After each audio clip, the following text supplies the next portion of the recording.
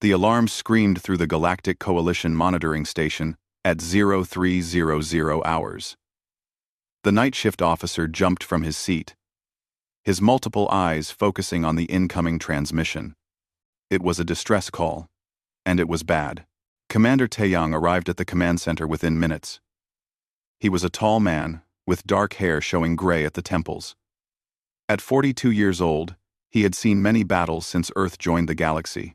He stood in front of the main screen and watched the broken transmission play again. The message came from Theros 7, a small mining moon far from the core worlds. The Velen people lived there, peaceful beings who spent their days studying rocks and minerals. Now their voices filled with panic as they begged for help. Something was attacking them. Something terrible. Major Hana stood beside Taeyang, her sharp eyes studying the data. She was shorter than most human soldiers, but twice as fierce. Her fingers flew across the control panel, pulling up maps and reports. What she found made her jaw tighten. Krell, she said quietly. Just one word. But everyone in the room understood. The Krell swarm was a nightmare that haunted the outer colonies.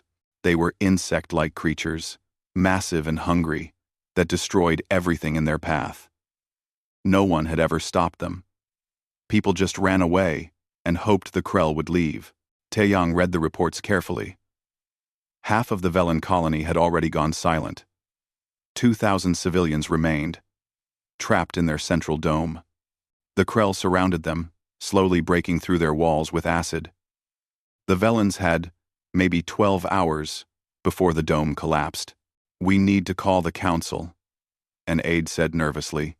Taeyang nodded and sent the emergency signal. Within an hour, representatives from dozens of worlds appeared on the communication screens. The council chamber buzzed with worried voices in 100 different languages. Ambassador Theln of Vela Prime spoke first. He was a thin creature, with pale blue skin and large, sad eyes. His voice shook as he described what was happening to his people. Scientists trapped with their children, artists who had never held a weapon, families huddled together, waiting to die.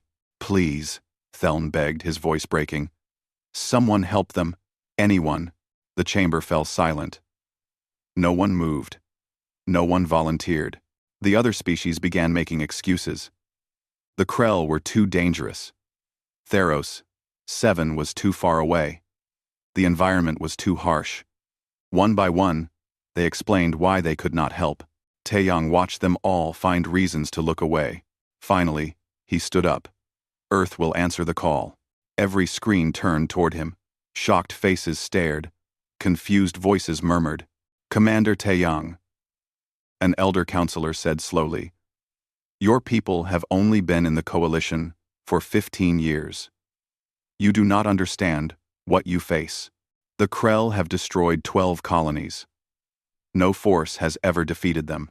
Another voice added, "And Theros 7 is classified as a harsh environment. The gravity is 1.3 times your Earth standard. The air is toxic. The temperature swings are extreme. Your soldiers will die before they even reach the colony." Major Hana stepped forward and smiled, though her eyes stayed cold. "That sounds like a regular Tuesday back home," she said. Taeyang ignored the protests. He had made his decision. Within 2 hours, Earth's Rapid Response Regiment prepared for deployment. 48 soldiers gathered in the launch bay, checking their weapons and equipment. They were the best humanity had to offer, trained for the worst conditions Earth could create. Lieutenant J loaded her demolition charges with practiced ease. She had grown up in the frozen wastes of Siberia, where the cold killed careless people in minutes. Sergeant Bin adjusted his medical kit while reviewing the mission briefing.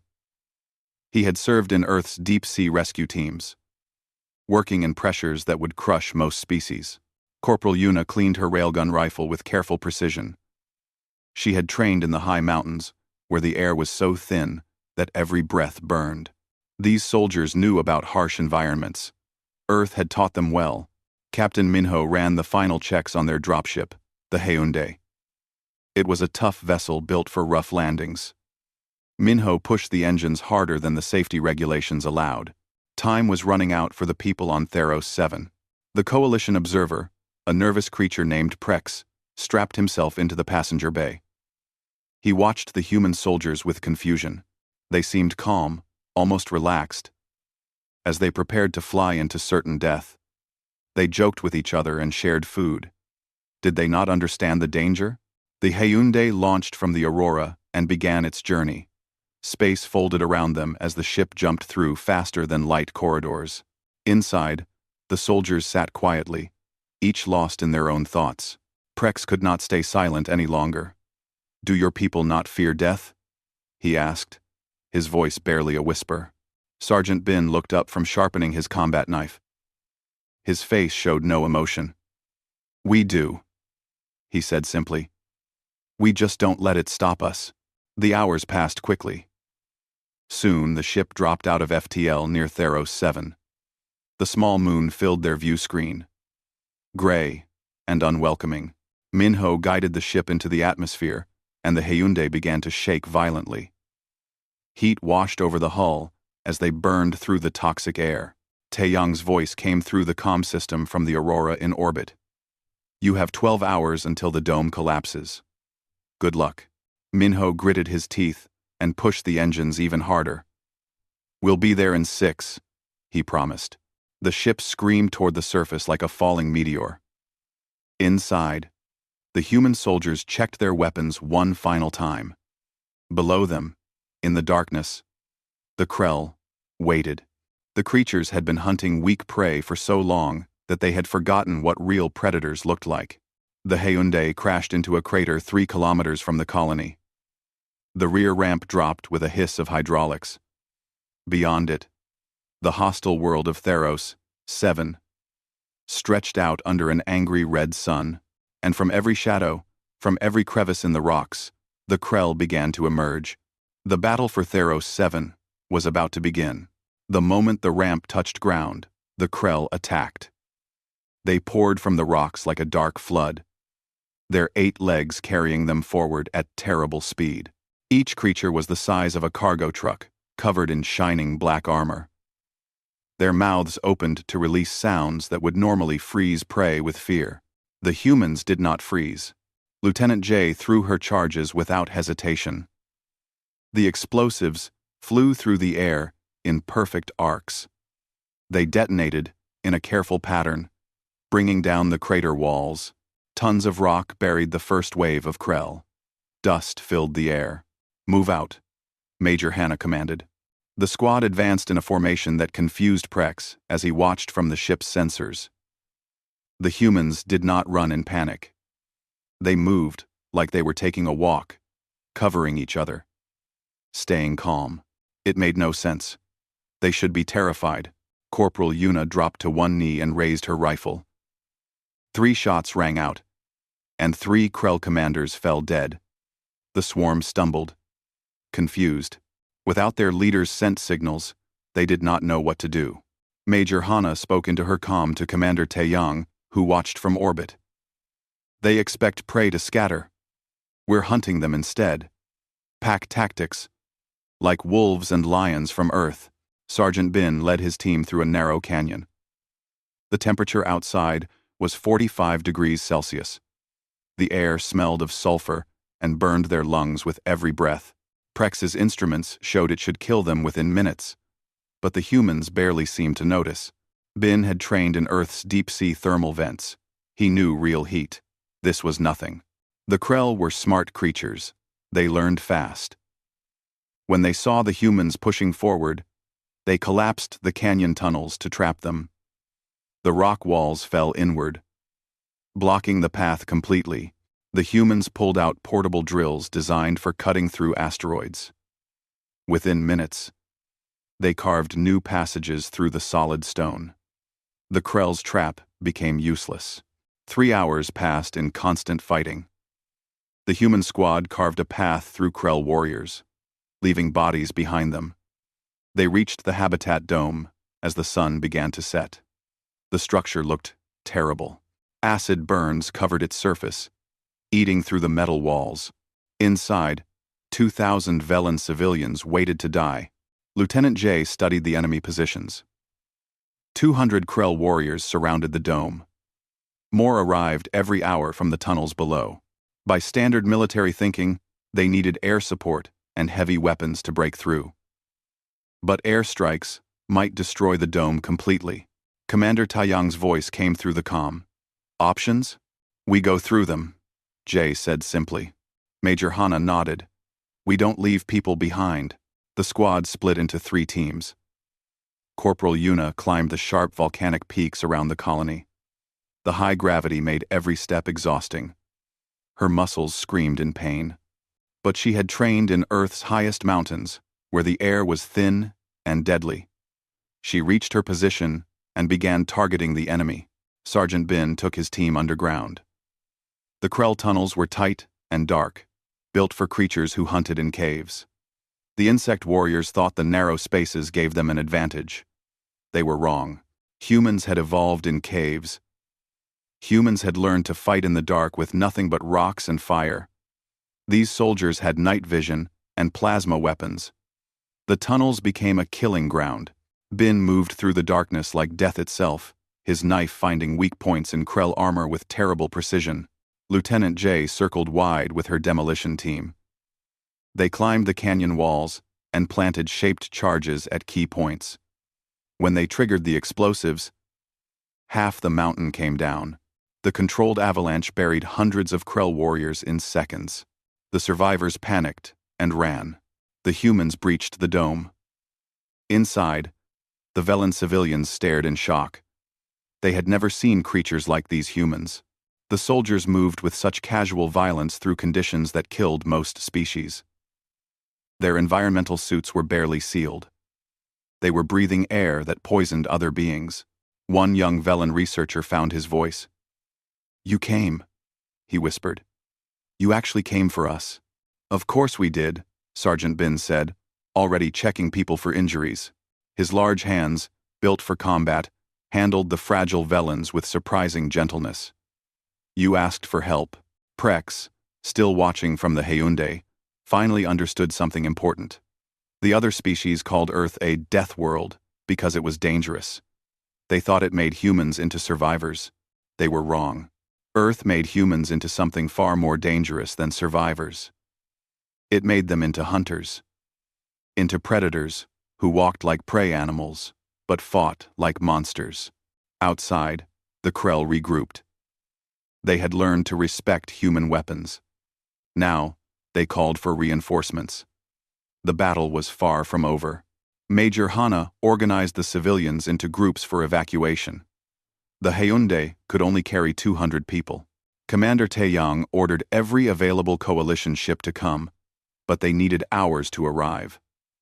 The Krell would attack again long before then. The human soldiers set up defensive positions around the dome. They had 40% of their ammunition left. Corporal Yuna had 12 railgun rounds remaining. Lieutenant J's demolition charges were nearly gone. The math was simple and cruel. They could not win, but they could buy time. As night fell on Theros 7, the humans prepared for the real battle. The Velens watched these strange warriors check their weapons and joke with each other. They seemed unafraid. One civilian asked Sergeant Bin if he was scared. Bin looked at the darkness where the Krell waited. He thought about the civilians behind him.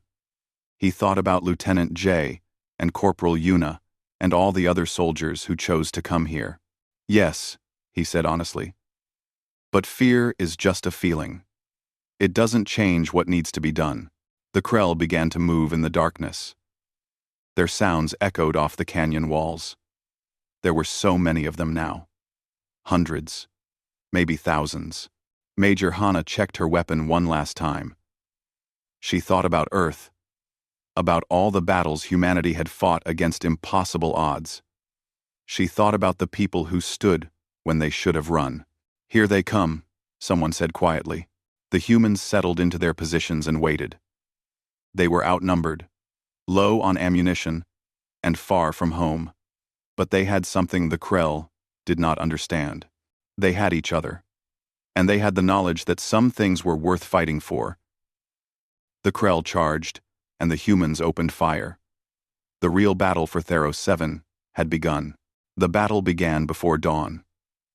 The Krell came in waves, testing the human defenses from every direction. They had learned from their earlier losses. Now they moved with careful coordination, using their numbers to find weak points. Corporal Yuna fired from her position high in the rocks. Each shot took down a Krell commander, disrupting their attack patterns. But her shoulder was dislocated from the railgun's heavy recoil. Every shot sent fire through her body. She kept firing anyway. Below, Sergeant Bin held the main gate with his fire team. It was a narrow choke point, barely 10 meters wide. The perfect place to make a stand. Krell bodies piled up in front of their position. The creatures climbed over their own dead to reach the humans. Bin's ammunition counter hit 0. He dropped his rifle and drew his combat knife. The blade was designed to cut through ship bulkheads during boarding actions. It sliced through Krell armor, like paper. He fought with the calm efficiency of a man who had accepted death. Lieutenant Jay's demolition traps accounted for hundreds of Krell. But the creatures adapted quickly. They sent their weakest warriors ahead to trigger the explosives, wasting human resources. Jay switched to close combat. Her plasma cutter carving through chitin and shell. Her armor cracked under a Krell's attack. The toxic atmosphere leaked in. She could feel it burning her lungs. She did not slow down. Inside the dome, the Velen civilians watched in horror. These humans were outnumbered 10-1. The position should have fallen in minutes. Yet the soldiers held their ground with impossible determination. Major Hana coordinated the defense while treating her own wounds. A Krell acid spitter had caught her along the side. The burns ate through her armor and into her skin. The pain was blinding. She forced herself to stay standing. First transport is landing, someone reported. The coalition ship touched down, and soldiers began loading Velen civilians. 200 could fit. That left 1,800 still trapped. The hours crawled by in blood and fire. Every transport that left was a small victory. Every minute they held was another group saved. The humans fought with everything they had. Corporal Yuna ran out of railgun rounds. She switched to her sidearm, making every shot count. Her vision swam from pain and exhaustion. The high gravity made every movement feel like climbing a mountain. She had climbed mountains before. She knew how to push through pain. Lieutenant Jay saw the real problem before anyone else. The Krell were bringing up heavy bioartillery, massive living weapons that could fire plasma blasts strong enough to destroy the remaining transports. If that creature fired, thousands would die. She looked at her empty demolitions kit. Then, she looked at the habitat's power generator. The core was unstable, damaged by the siege. If overloaded, it would explode. "I need 2 minutes," she said into the comm. Major Hana understood immediately. "Jay, no. 2 minutes," Jay repeated. She was already moving. Sergeant Bin and Corporal Yuna rallied the remaining soldiers. 23 were still combat effective. They formed a final defensive line to buy Jay the time she needed. The Krell sensed victory and threw everything at that position. Jay ran toward the bioartillery creature with the power core cradled in her arms. It was heavy, getting heavier as the overload built. Krell warriors swarmed her. She shot one with her last magazine. Another grabbed her leg. She broke free and kept running. Her armor integrity dropped to 12%. She was breathing toxic air now. Each breath felt like inhaling fire. Her vision tunneled. She could barely see, but she could see the bioartillery creature.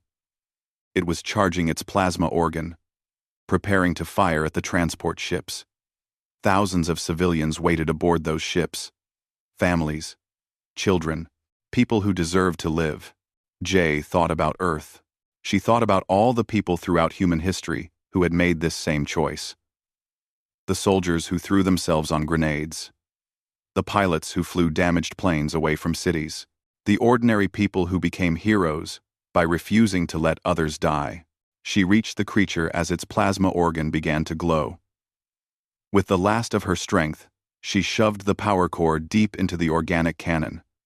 Her fingers found the overload trigger. "Worth it," she whispered into the comm. The explosion vaporized everything within 50 meters. The shockwave flattened the Krell assault line. When the dust cleared, the bio-artillery creature was gone.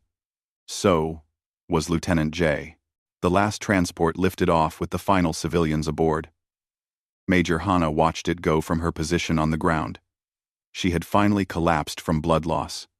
Medics worked on her wounds as she counted heads. 3 humans dead, 17 wounded, 2,000 Velans saved. Sergeant Bin sat among the debris, his knife still in his hand. He stared at the spot where Jay had been. They had trained together for 5 years. She had been at his wedding.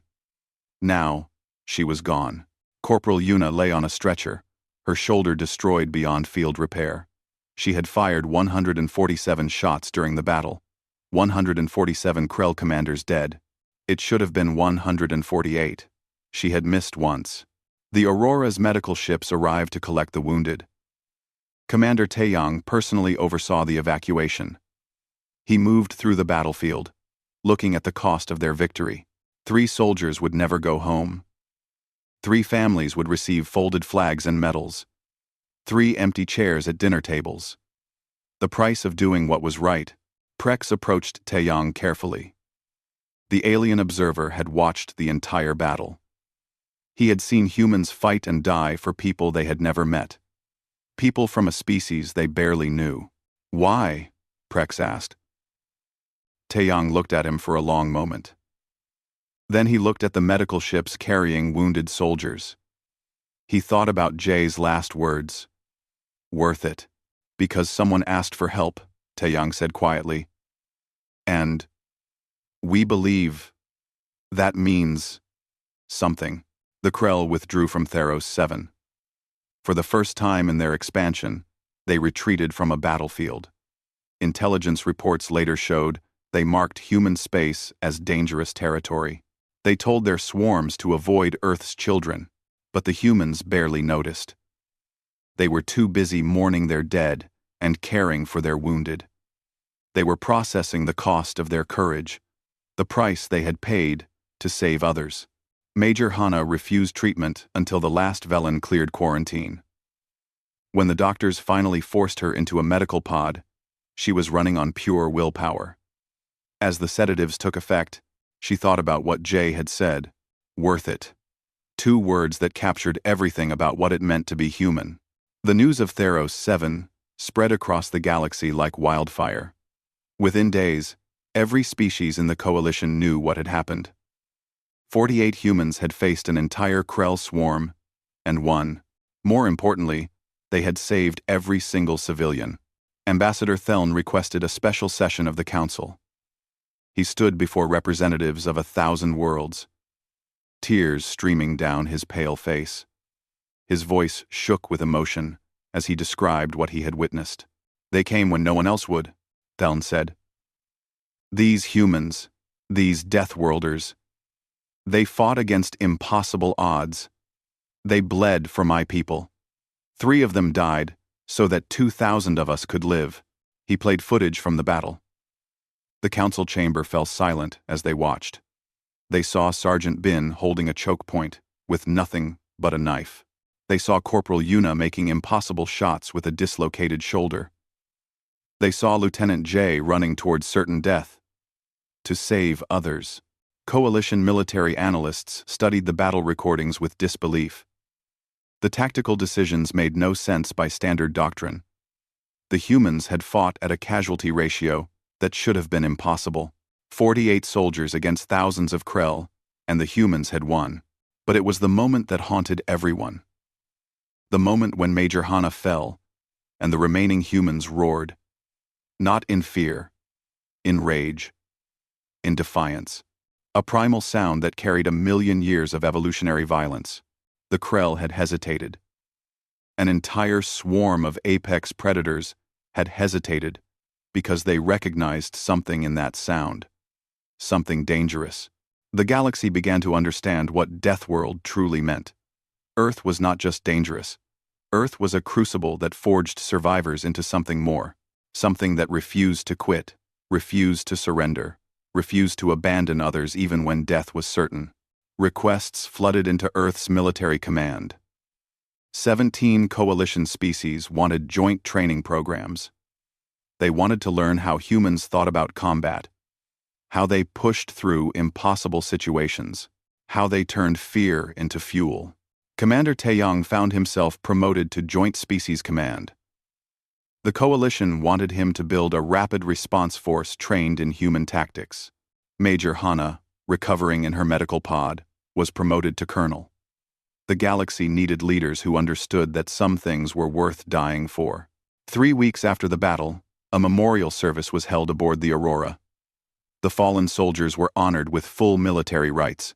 Their names were etched into the Deathworlder Memorial, a wall that held the names of every human who had died protecting others. Lieutenant Jay's name went up first. Below it, the words, "She gave everything, so that others could have tomorrow." Ambassador Theln attended the service with representatives from every coalition species. He carried a Velen remembrance crystal, a tradition reserved only for the greatest heroes of his people. He placed it at the memorial with shaking hands.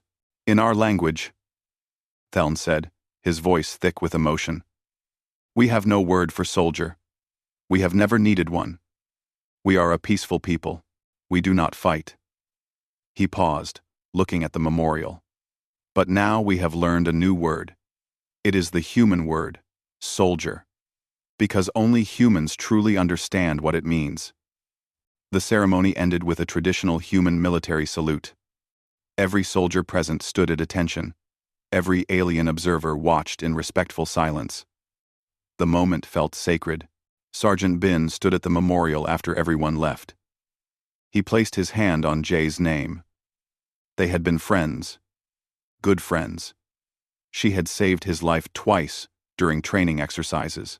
He had saved hers once during a mission in the asteroid belt. Now he could not save her at all. Corporal Yuna found him there an hour later. Her arm was in a regeneration cast, healing slowly. She stood beside him without speaking. Sometimes, there were no words. The galaxy changed in the weeks that followed. The Velen colonies established their first defense force, trained by human advisors. Other peaceful species began to reconsider their stance on military preparedness. The Krell's retreat proved something important. Predators could be stopped. News feeds across the coalition showed humans differently now, not as curious newcomers or primitive warriors, as protectors. As the people you called when hope was gone. The coalition military headquarters received a strange request from the four-armed Corinthian Empire. They were a proud warrior species, with a 1,000-year military tradition. They wanted to conduct joint exercises with humans. They wanted to test their champions against Earth's soldiers. Sergeant Bin volunteered. The Corinthian champion was 3 meters tall, with muscle that could bend steel. He had never lost a ritual combat. His forearms moved in a blur of strikes that should have overwhelmed any opponent. Bin defeated him in 7 minutes. The fight became legendary. The Corinthian warrior used traditional techniques passed down through generations. Bin used a mixture of patience and unconventional tactics learned from Earth's diverse martial traditions. He waited, he adapted, and when the opening came, he struck. The Corinthian champion knelt afterward. "Teach me," he said. Stories like that spread. The galaxy learned that humans did not fight with raw strength or ancient tradition. They fought with adaptability, with creativity, with the lessons learned from millions of years of surviving on a world that tried to kill them daily. Commander Taeyong addressed the Coalition Council during a session on military reform. His speech was broadcast across the galaxy. He spoke with quiet authority, without anger or pride. "We don't fight because we're fearless," he explained. "We fight because we understand what's at stake. Every species here evolved under different conditions. But we all value life. We all want our children to have a future. Humans simply refuse to accept that safety requires abandoning our principles." The speech went viral. Young beings from dozens of species volunteered for the new Joint Species Special Operations Command. They wanted to train with humans. They wanted to learn what it meant to be a Deathworlder. The training programs were brutal, designed to push volunteers to their absolute limits. Most washed out, but those who graduated carried a new designation: Auxiliary Deathworlders. Meanwhile, the Krell retreated deeper into unaffiliated space. Intelligence reports suggested they were studying human tactics, preparing for a future conflict, learning to fight the way humans fought. Commander Taeyang did not fear this. Let them prepare. Humanity had spent millions of years preparing to survive impossible odds. The Krell would learn, eventually, that humans were not just good at surviving, they were good at winning. 6 months after Theros 7, the galaxy had changed in ways no one could have predicted. The United Earth Defense Force grew from a small integration program into the Coalition's elite rapid response force. Commander Taeyang now oversaw 3 full regiments, with more forming every month. The Aurora had been retrofitted as the flagship of the Joint Species Special Operations Command. Its corridors now echoed with voices from a dozen worlds. Human soldiers trained alongside alien recruits, each learning from the other. It was messy and difficult, but it worked. Colonel Hana commanded ground operations from her new office. Her burns had healed, leaving pale scars along her side. She wore them without shame. Every scar told a story. Every story reminded her why she served. Sergeant Bin ran the multi-species combat instructor program. His students were terrified of him at first. He was intense, demanding, and accepted no excuses. But they learned quickly that he was also fair. He pushed them because he cared whether they survived. One morning, a young Velen volunteer approached him nervously. The recruit was barely adult by his species standards, thin and fragile-looking. "Instructor Bin," he said quietly. "I watched the recordings from Theros 7. My family was in that dome. You saved them. I watched the recording 7. You can too, Poplik 7. I watched the recordings from Theros. I watched the recordings. For you be in 7. Bin looked at the young Velen for a long moment. "Then don't waste what they survived for. Train hard, learn everything. When the next call comes, be ready to answer." The recruit nodded and returned to practice with new determination. Corporal Yuna ran the advanced sniper program. Her shoulder had healed, though it still ached in cold weather. She trained students from 40 different species, each with their own advantages and limitations. "Your species have better eyes than humans," she told a class of insectoid recruits. "Better reflexes in low gravity. Your biology gives you advantages I will never have." She paused, letting that sink in. "But you've never had to make a shot while predators hunted you, while your home was starving, while everything tried to kill you. That's what makes the difference. We shoot like our lives depend on it, because for millions of years, they did." The impact of Theros 7 rippled across Coalition space in unexpected ways. The tentacled Dravix species, previously considered too fragile for military service, volunteered for zero-gravity combat roles. Humans showed them that physical size did not determine warrior spirit. The Dravix proved to be excellent soldiers in void warfare. Their multiple limbs perfect for navigating damaged ships. 3 more distress calls arrived over the following months. Each time, the JSSO responded. A mining station besieged by pirates. A research colony trapped by solar flares. A refugee convoy ambushed by raiders. Each time, the Deathworlders answered. And each time, they brought everyone home alive. The casualty rates were still high compared to Coalition standards. Humans and their auxiliary forces lost soldiers in operations that other species would never attempt. But the alternative, abandoning civilians to die, was unthinkable. In Devend, 1 year after Theros 7, a monument was unveiled on Vela Prime. The ceremony was broadcast across the galaxy. The monument showed a human soldier standing guard over Velan civilians. The figure's posture was protective, not aggressive. A guardian, not a conqueror. The inscription was carved in both Velan and Earth Standard. When we sent our cry into the void, the Deathworlders answered. They came not as conquerors, but as guardians. This is the measure of true civilization. Colonel Hanna attended with survivors from the Theros 7 operation. Sergeant Bin stood at attention as Velan children placed flowers at the monument's base. These children were alive because humans had decided some things were worth dying for. Corporal Yuna watched the ceremony with quiet reflection. She thought about Lieutenant J and the others, whose names were etched on memorials across Coalition space. She thought about what they had sacrificed.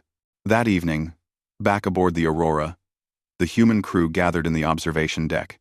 Earth hung in the viewport, blue and beautiful and deadly, the world that had forged them into what they were. Captain Minho, still piloting the Hyundai on rapid response missions, raised a glass. To the ones who didn't make it home, he said. The room echoed the toast. To the ones we saved, Colonel Hanna added. To the fights ahead, Sergeant Bin continued. Commander Taeyang looked around at his crew. Humans and aliens. Warriors forged in different fires but united in purpose. He thought about the future they were building together. A galaxy where people helped each other. Where the strong protected the weak. Where answering a distress call was not negotiable. To the Deathworlders, he said finally, may we never forget where we came from or why we fight. The crew drank together. Outside, Coalition ships patrolled trade routes in formations designed by human tacticians. On a dozen worlds, joint training exercises pushed soldiers past their limits. In the Senate, human diplomats argued for intervention policies that protected the vulnerable. The Krell had not returned. Intelligence suggested they were rebuilding, learning, preparing for a future conflict. Let them prepare. The galaxy was ready now. 20 years passed. A new generation served aboard the Aurora. Commander Taeyang retired to Earth, teaching at the military academy. He spent his days training officers who would never know a galaxy without human protection. They took it for granted that distress calls were answered, that civilians were protected, that the strong had a responsibility to help the weak. He was glad they took it for granted. That meant humanity had done its job. Colonel Hanna commanded the JSSO from her office, her hair now gray at the temples. She looked at status reports from operations across the galaxy. Humans and auxiliary Deathworlders responded to dozens of calls each year. Each success built on the foundation laid at Theros 7. Sergeant Bin, now a sergeant major, was a living legend. Young recruits whispered stories about him. How he had held a gate alone. How he had defeated the Corinthian champion. How he never lost a student under his command.